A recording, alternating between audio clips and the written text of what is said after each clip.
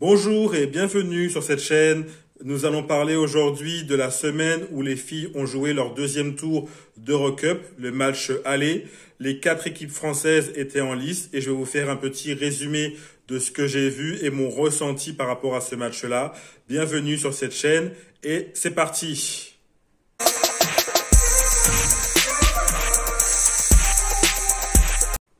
Pour ce deuxième tour, il y a eu un bilan assez mitigé pour les clubs français. Les filles ont été globalement chahutées dans ce deuxième tour de match aller, sauf pour Villeurbanne qui a joué contre Sepsi et qui a mené son match de bout en bout, de la première minute jusqu'à la dernière minute. Un très bon match des filles. Pas rien à dire. Tout s'est bien passé pour les filles. Ça a été. Il y a juste eu une Julie Lallemand qui s'est blessée dans ce match-là à la jambe droite. Donc on verra ce qui va se passer dans les prochains jours. Mais globalement, ça a été un match assez facile pour l'Asvel, même si les filles de Sepsi ont réussi un petit peu à revenir. Mais globalement, l'Asvel a bien géré son match. Et dans ce match-là, il n'y a rien eu à dire. Elles ont bien géré. Elles finissent le match avec 14 points d'avance. Je pense que le match retour se passera bien pour elles. Donc on peut d'ores et déjà dire que pour l'Asvel, normalement, sauf accident, l'Asvel devrait bien maîtriser et gérer son match retour. Donc sans accident, normalement, l'Asvel est déjà qualifiée. Donc ça, c'est une bonne chose pour une première équipe française pour le troisième tour.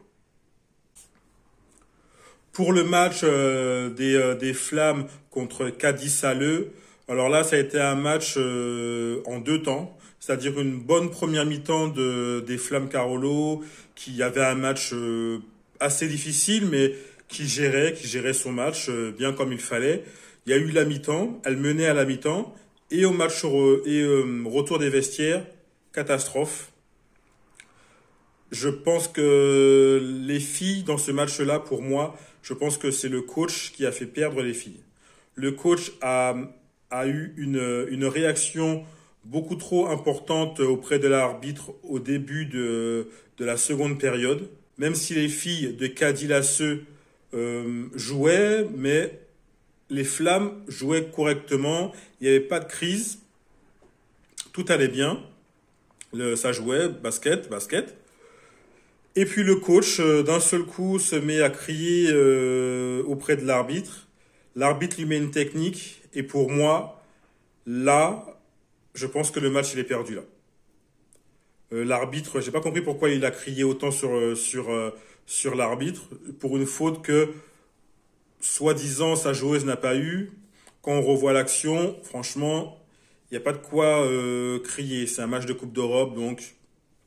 il n'y a pas de quoi crier. Mais du coup, il a déstabilisé toutes ses filles. Il a déstabilisé son équipe. Et du coup, là, les filles derrière, ça a duré 3-4 minutes. Les filles derrière, pour moi, n'ont pas su réagir, alors que il n'y avait pas péril dans la demeure. Elles pouvaient encore... elles menaient encore à ce moment-là. Elles menaient de 1 point ou de 2 points. Il n'y avait pas péril dans la demeure. Et après cet événement-là, il n'y avait plus rien. Les filles n'ont rien mis, n'ont pratiquement plus joué au basket. J'ai pas compris ce qui s'est passé. Ça a été catastrophique, la deuxième mi-temps des Flammes. Et pour moi, ça a été à cause de cet événement-là. Parce que à la mi-temps, les Flammes menaient 31-27. Et à la fin du troisième quart-temps, les Flammes perdent de 12 points, 51-39. Elles mettent que 8 points en un quart-temps. Elles ont carrément lâché le match suite à cet événement-là. Et du coup derrière, les filles de Cadiz-Salleux se sont emballées, se sont enflammées. Et du coup, ça a généré un gros écart derrière. Alors que pour moi, les Flammes maîtrisaient le match. Et j'ai pas compris... cet événement qui les a complètement sortis du match. Et pour moi, c'est à cause du coach. Donc c'est vraiment dommage. Je ne sais pas ce qui va se passer au match retour. Est-ce qu'elles auront l'orgueil pour revenir? Ça me paraît délicat. Franchement, ça me paraît délicat. Ça me paraît délicat. Le score final 72-54. Ça fait quand même un gros écart à remonter. Pour moi, c'est très compromis pour Angers. C'est vraiment dommage parce que à la mi-temps, elles étaient dans le match.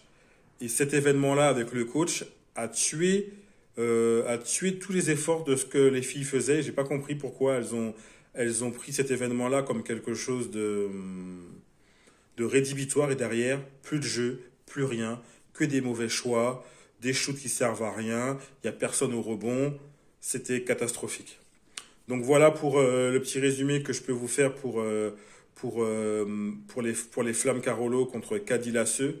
Mais bon, je pense que c'est assez compromis pour le second tour. Le match suivant, c'était Angers contre Castor Brain. Donc un match de Coupe d'Europe, très très bien. Angers, j'aime beaucoup ce qu'elles font. C'est bizarre, mais je trouve que Angers joue mieux la semaine que le week-end. C'est très cohérent ce qu'elles font, ce qu'elles produisent en Coupe d'Europe. Par contre, c'est ce que je regarde quand je regarde les matchs du week-end, il y a des trucs très bizarres. Mais bon, en tout cas, je pense que les matchs du week-end sont assez durs pour elles parce que physiquement, je pense qu'elles donnent pas mal d'énergie la semaine et le week-end, je pense que c'est beaucoup plus dur pour elles. Mais en tout cas, c'était un match contre Castor-Brenne très intéressant. Elles perdaient à la mi-temps de 4 points, mais elles sont dans le match. C'est cohérent ce qu'elles font. Elles jouent au basket et c'était très très très bien.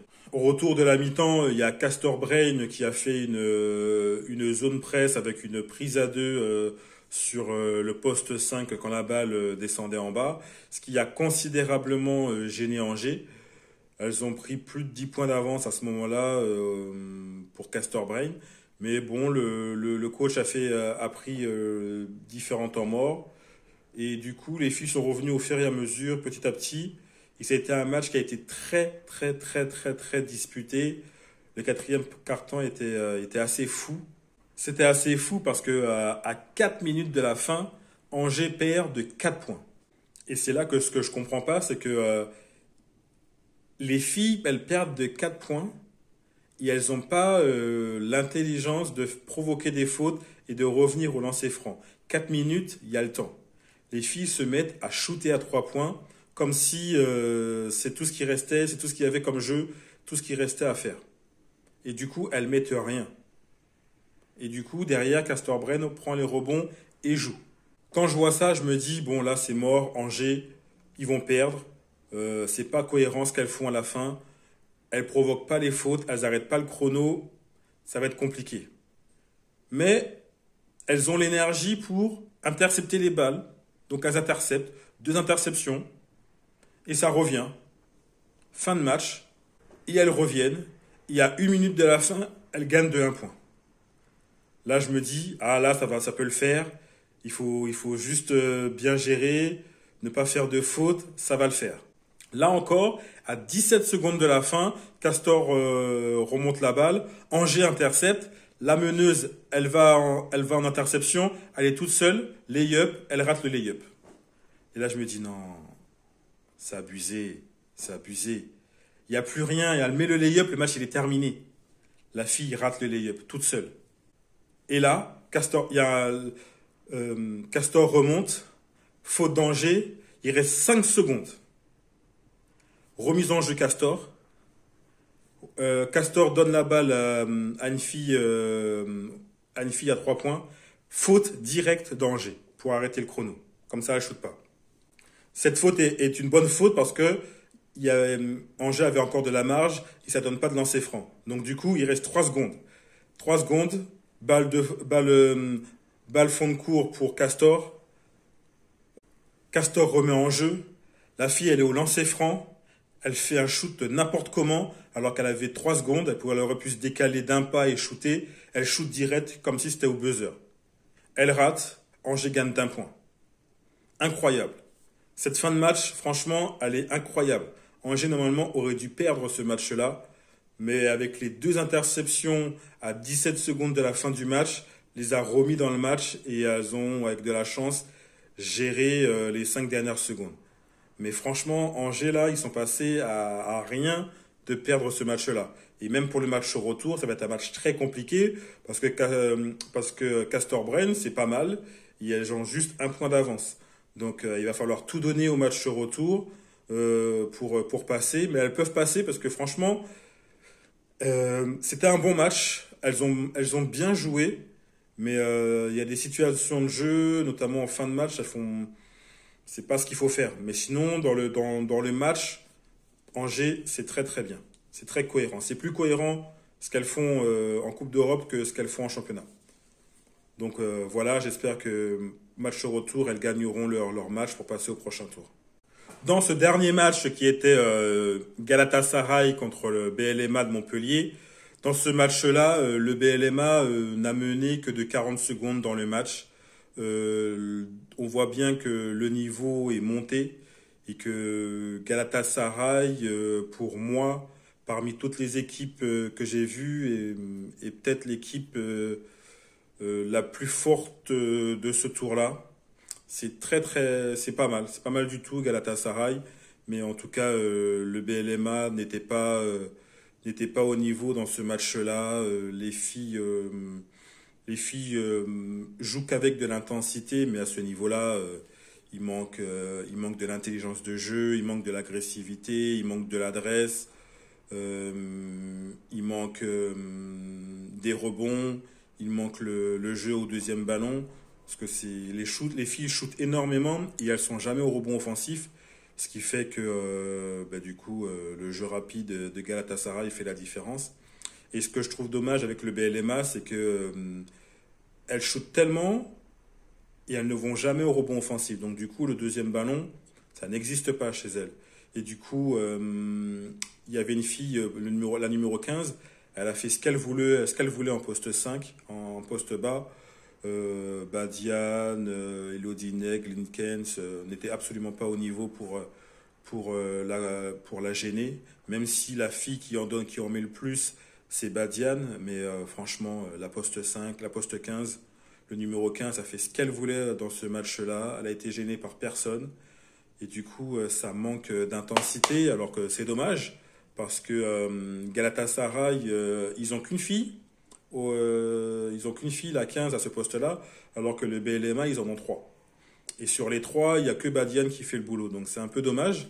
Elles perdent en intensité. Linkens et Elodie Nègre s'écartent beaucoup trop de la raquette. Donc du coup, et comme elles shootent énormément, et comme elles sont pas si à droite que ça, donc forcément, problème. Donc elles sont pas assez agressives vers le panier. Il y a trop peu, pour ne pas dire il y a trop peu de lancers francs. Les filles, franchement, les lancers francs, on peut les compter sur une main et encore. Donc elles sont absolument pas agressives. Elles shootent en première intention, elles ne vont jamais au rebond. Donc pour gagner ce genre de match en Coupe d'Europe, c'est très compliqué. Il faut être beaucoup plus agressive, travailler les deuxièmes ballons, aller les chercher. Elles n'y vont pas. Donc à ce niveau-là, ça devient beaucoup trop compliqué. Voilà ce que je pouvais dire sur ce résumé. Je pense pas on verra au match retour ce qui va se passer. Mais avec l'écart, la Galatasaray gagne 88-75. Il y a quand même un gros écart. Là aussi, ça me semble un peu compromis aussi pour le BLMA pour le deuxième tour. Mais bon, on verra. On verra ce qui va se passer. Il y a toujours l'ambiance de la salle. Il y a le voyage à gérer. On sait jamais. On sait jamais, mais bon, ça me paraît quand même délicat, parce que Galatasaray, c'est quand même le niveau au-dessus quand même. Les filles sont assez intelligentes, elles ont un QI basket qui me paraît supérieur à celui du BLMA. Même si dans le match, le BLMA est revenu à 3 points, hein, mais en fait, elles maîtrisaient ce qu'elles faisaient, au niveau Galatasaray maîtrisait ce qu'elles faisaient, et elles ont su rapidement mettre la distance, 10 points, 15 points rapidement, avec le BLMA, quand elles ont voulu, quoi. Donc je pense qu'il y a de la marge entre les deux équipes et je pense que ça va être compliqué pour le BLMA de passer au deuxième tour. Voilà ce que je pouvais dire pour le résumé des matchs de Coupe d'Europe pour les filles, pour ce match aller. La semaine prochaine, c'est le match retour. Je vais commencer à parler des garçons parce que sur ce que je vois qu'il y a une nouvelle chaîne qui s'est créée qui s'appelle Squeak et où il y a des résumés de matchs et où je peux voir les matchs masculins. Donc ça commence à être pas mal. Donc il y en a un peu partout. Il y en a partout du basket, mais on ne sait pas où. Cette chaîne-là, je la connaissais pas. Donc il faut que je regarde comment ça fonctionne. Je vais commencer à parler de la NBA prochainement, aux alentours du All-Star Game, aux alentours du 17-19 février. Pour moi, la deuxième phase est bien plus importante que la première. Même si en NBA, c'est l'une des meilleures saisons depuis pas mal d'années. Parce que, on en reparlera dans un prochain rendez-vous, mais parce que forcément, il y a des bons coachs. Et forcément, quand il y a des bons coachs, eh ben, forcément, l'équipe joue mieux et du coup, les équipes se valent. Et du coup, on ne peut pas venir comme ça pour jouer un match de basket. Il y a aussi, il y a moins un basket qui est basé sur le leader offensif. Maintenant, comme les coachs ont été renouvelés, comme il y a des coachs qui sont bien meilleurs, ben, ils prônent le collectif, ils prônent le jeu ensemble. Et du coup, les stars, ce qu'on appelle les stars, eh ben, en fait, il y en a, mais les joueurs sur le banc sont aussi forts que ceux qui sont sur le terrain. Et du coup, ça devient très intéressant. Le jeu en NBA pour certaines équipes devient très intéressant.